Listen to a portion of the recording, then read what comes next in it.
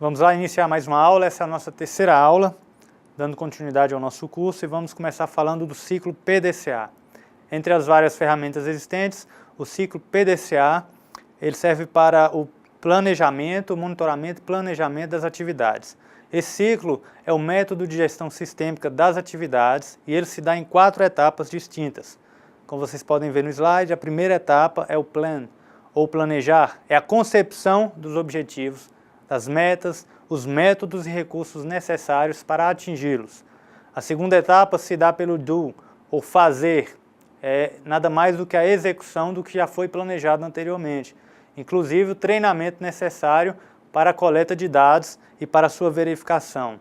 E na terceira etapa temos o check, ou a verificação, é a análise de todos os dados coletados e a execução para compará-los com os previstos, e é na fase do planejamento.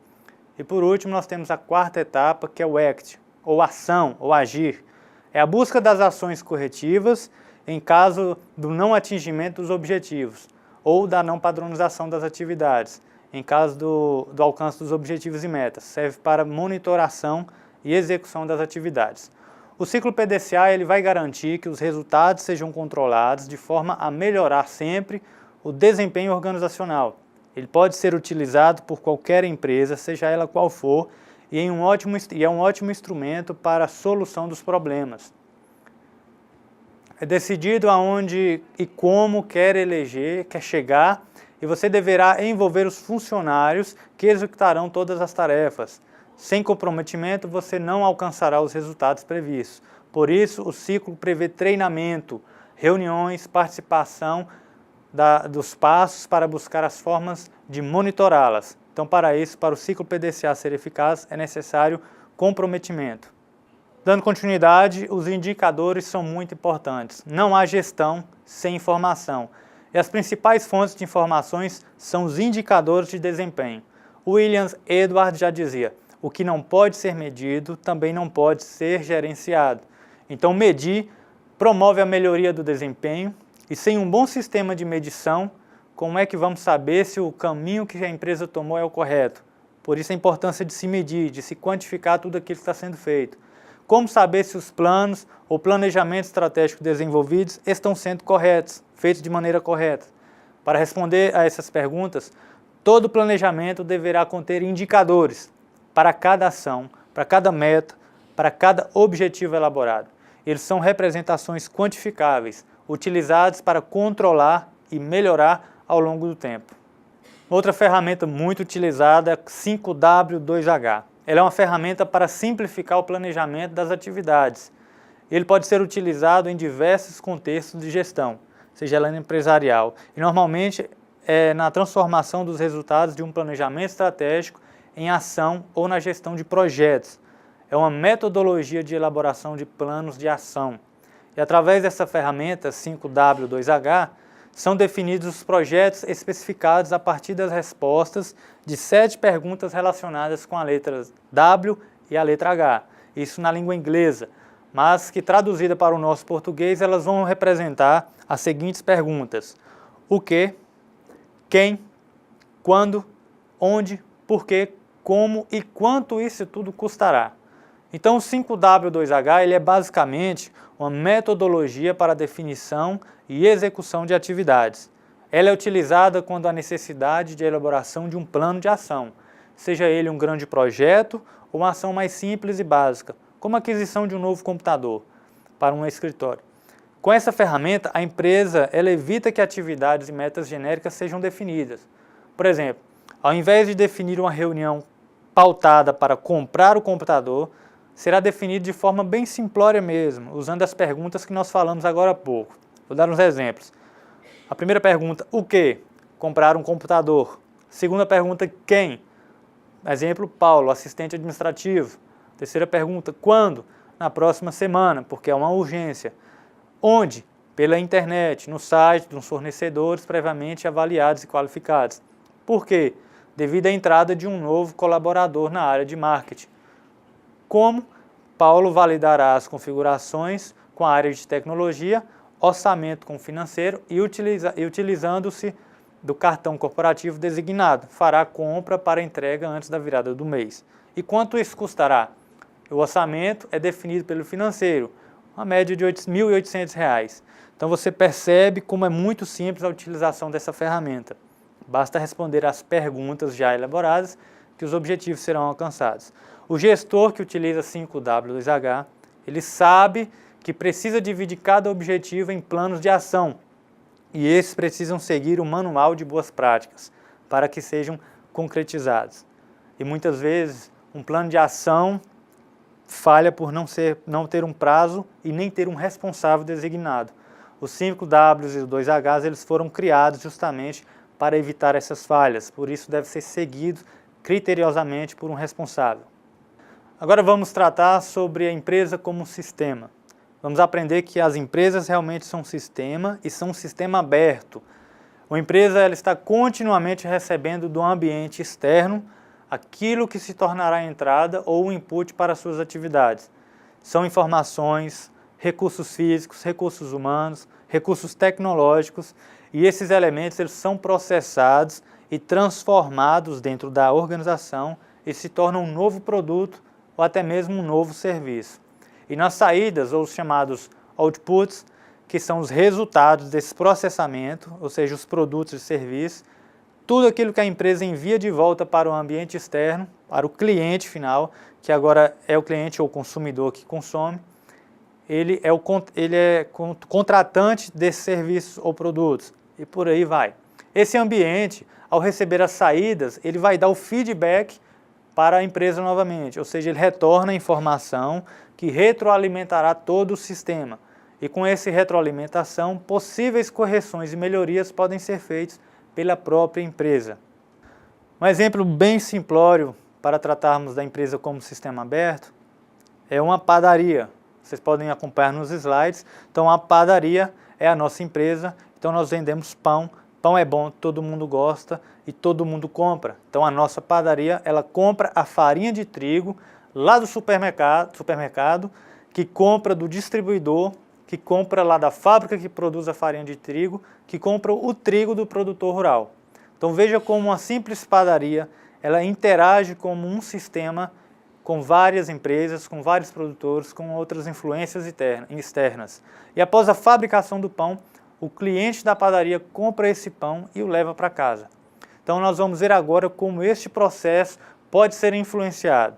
Então imagina que lá na plantação do trigo, lá na roça onde teve uma praga e matou metade da plantação de trigo, o que acontece? O produtor ele vai vender esse trigo que restou, que não morreu com a praga, ele vai vender isso mais caro do que o normal. A fábrica que pega esse trigo, ela vai comprar ele mais caro, consequentemente. Ele vai produzir a farinha de trigo e vai vender para o distribuidor com um preço também mais elevado, mais caro. E o distribuidor vai repassar esse valor também para o supermercado. Por fim, quem compra o trigo no supermercado também vai comprá-lo mais caro, ou seja, a padaria. E o pão que você comprou com um preço também mais alto vai ser consequência de todo esse processo. Então viu como esse sistema aberto ele pode sofrer sérias influências, mas não é só isso. Existem muitos outros aspectos que também podem influenciar uma empresa, seja para bom, seja para ruim. Agora vamos falar de 5 grandes forças que influenciam uma empresa. Uma delas é a ameaça de novos concorrentes. A todo momento, novos concorrentes eles vão entrando no mercado competitivo. E a ideia de Porter, o autor dessas ideias, que está no livro didático, a ideia dele aqui é desenvolver uma estratégia que dificulte a entrada de novos concorrentes no mercado. Outro aspecto também a ser mencionado são os produtos substitutos. Existem produtos que podem facilmente substituir aqueles que a empresa já disponibiliza no mercado.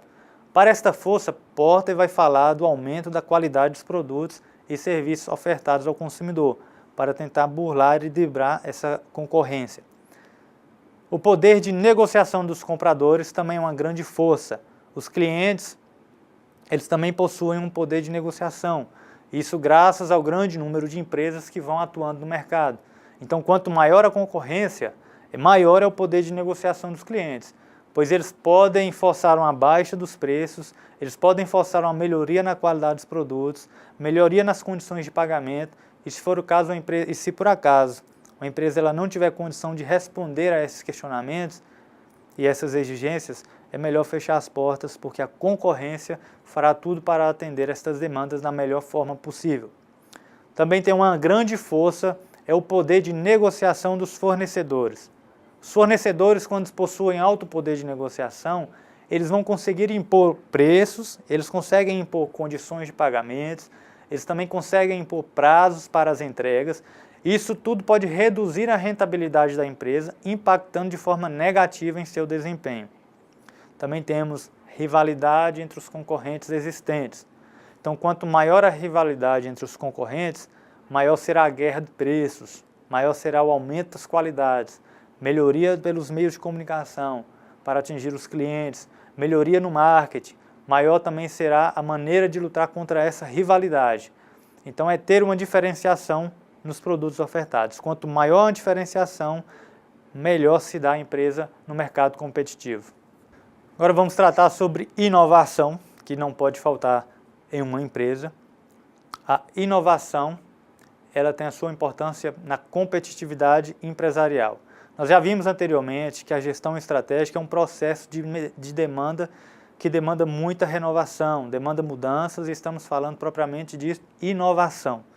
Porém, a inovação não é algo novo. Desde a Revolução Industrial, o crescimento da competitividade, ela empurra as empresas para ampliarem cada vez mais a capacidade de inovar. E é natural que, ao falarmos de inovação, venha à nossa mente a imagem de computadores, softwares de alta tecnologia, robotização industrial, entre outros assuntos ligados na área computacional. Mas também é um sinal de uma grande ideia, não necessariamente ligada à tecnologia, e também pode não estar realmente ligada à tecnologia propriamente dita. Vou dar um exemplo. Você passa em frente a duas pizzarias. Uma delas tem na fachada escrito: temos os melhores micro-ondas de alta tecnologia para assarmos as nossas pizzas. Na outra pizzaria está escrito na fachada: as nossas pizzas elas são assadas em forno a lenha. Pense bem, qual dessas pizzarias você acha que estará cheia num sábado à noite? Certamente a pizzaria que assa pizzas no forno a lenha, pois é muito mais saboroso, todos procurarão por ela. A demanda por esse tipo de pizzaria é muito mais alta.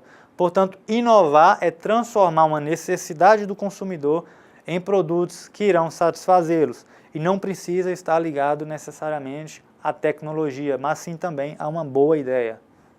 Já sabemos o que é uma inovação, agora vamos falar sobre os tipos de inovação. Nós temos dois tipos que serão tratados aqui. Essas mudanças ou inovações, elas podem se dar de duas maneiras. Uma delas é a inovação por ruptura. Grave bem esse nome, ruptura. É quando a empresa traz um complemento novo, ainda não visto no mercado competitivo. Vou dar um exemplo.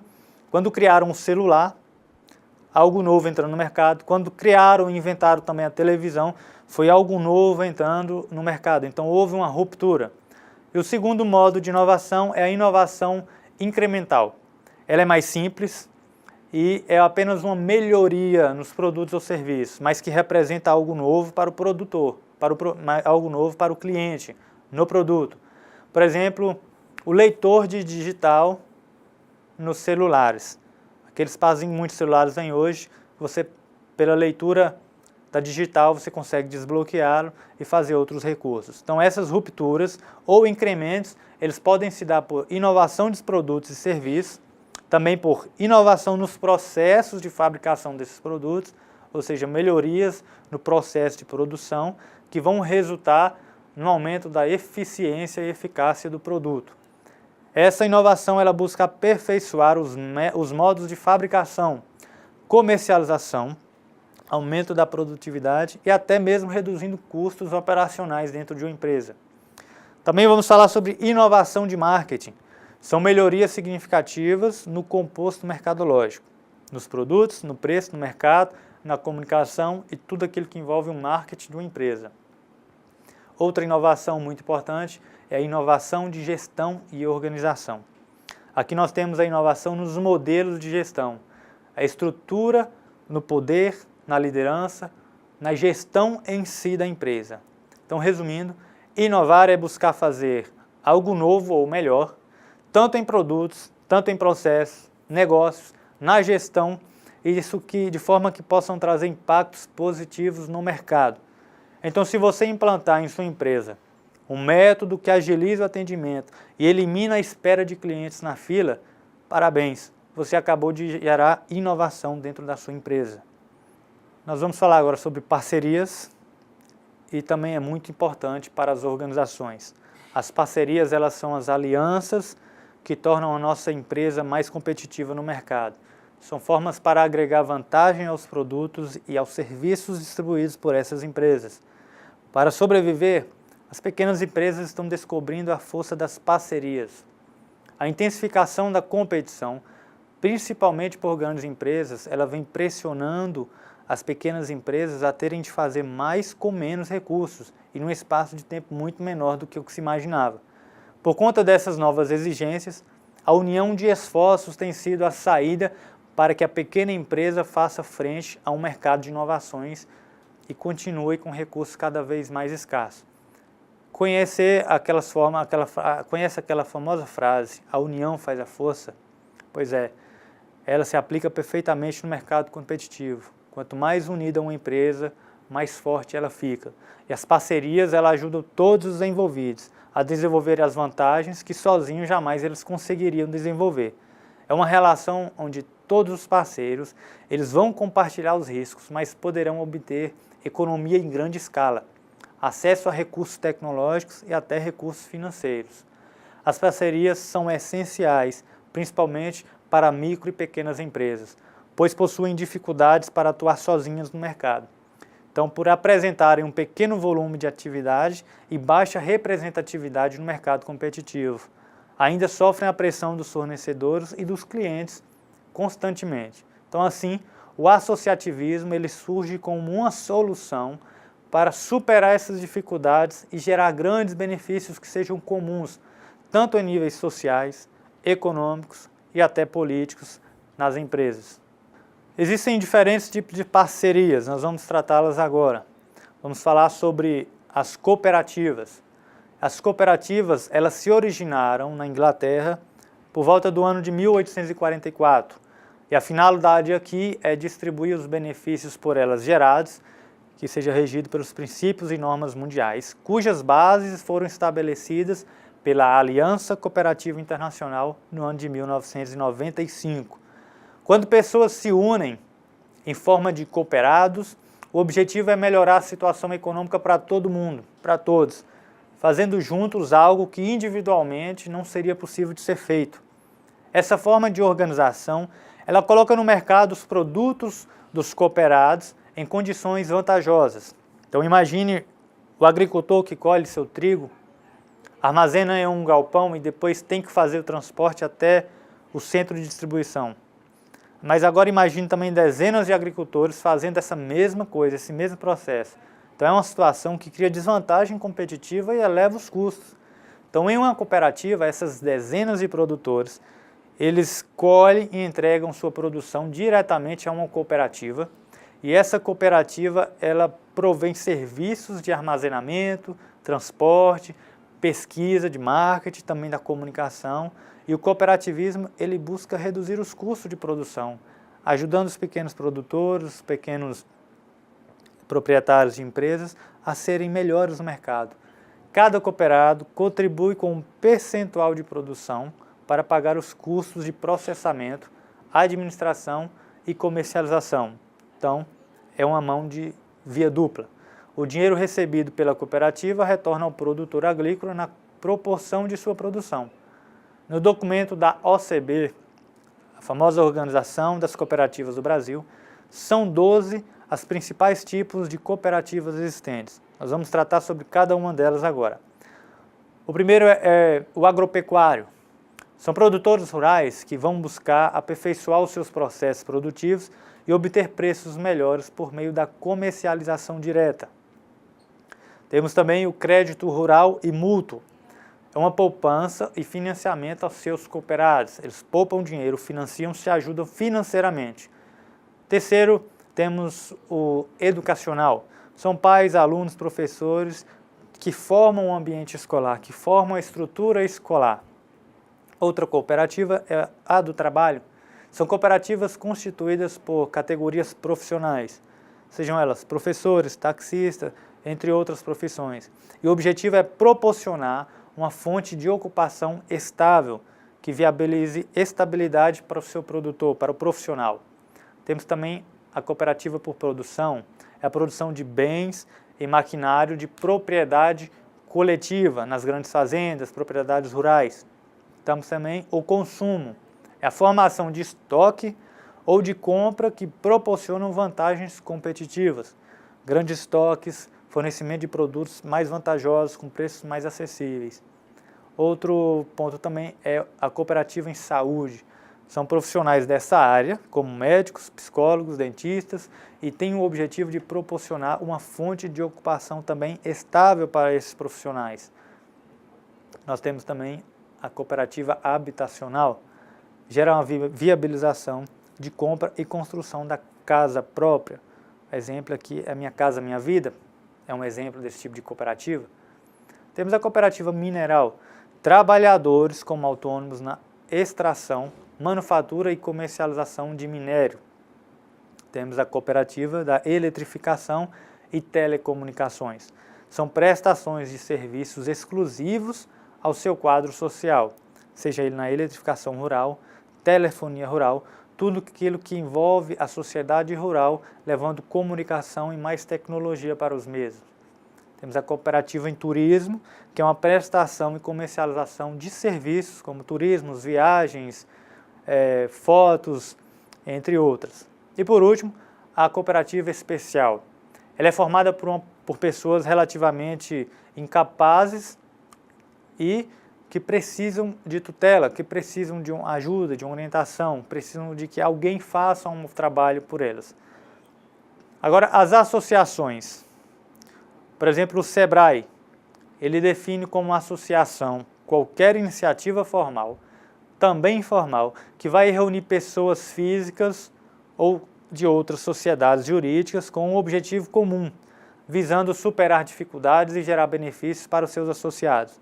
Formalmente, qualquer que seja o tipo de associação ou seu objetivo, eles podem dizer que a associação é uma forma jurídica de legalizar a união de pessoas em torno de seus interesses, e sua constituição permite a construção de condições maiores e melhores do que as que os indivíduos eles teriam isoladamente para a realização de seus objetivos. Então, dessa forma, uma associação de pessoas com objetivos comuns, que vão buscar formas de conquistar um desempenho favorável e produzir e comercializar os seus produtos e seus objetivos. Nada mais é do que a união dos grandes produtores, também dos pequenos, para buscar o lucro. Temos os arranjos produtivos locais, é um outro tipo de associação. Segundo o Ministério do Desenvolvimento, Indústria e Comércio Exterior, em 2012, estes arranjos eles são aglomerações de empresas, localizadas em um mesmo território, que apresentam especialização produtiva e mantêm vínculos de articulação, interação, cooperação e aprendizagem entre si e com outros produtores. Então você vê a amplitude que as cooperativas têm. Muito bom, agora nós vamos falar sobre uma aprendizagem organizacional. É a aprendizagem no processo do planejamento estratégico. A elaboração da estratégia ela é influenciada pela habilidade da empresa de aprender com aquilo que ela convive.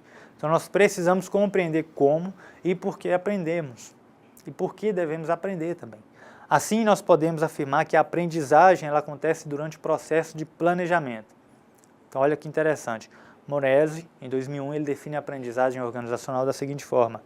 A aprendizagem organizacional ela é um processo contínuo, ou seja, é sempre evolutivo, ele é interativo e é referente à capacidade de uma organização de identificar, armazenar o conhecimento resultante de experiências individuais e organizacionais, e também de modificar o seu comportamento de acordo com os estímulos percebidos no ambiente em que essa empresa vive.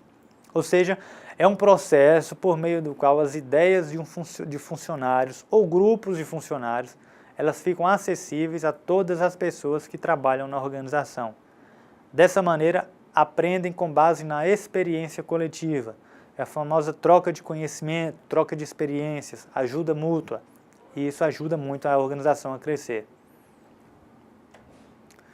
Vamos tratar agora sobre conhecimento dentro da empresa. Todo conhecimento presente nas rotinas de trabalho, conhecimento também na produção dos produtos, conhecimento na elaboração de serviços e seu relacionamento com os clientes, também com os fornecedores, eles devem ser armazenados, organizados, disseminados pela empresa.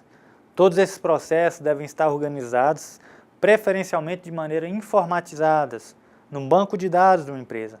O conhecimento ele se dá sobre duas formas, é o conhecimento tácito e o conhecimento explícito.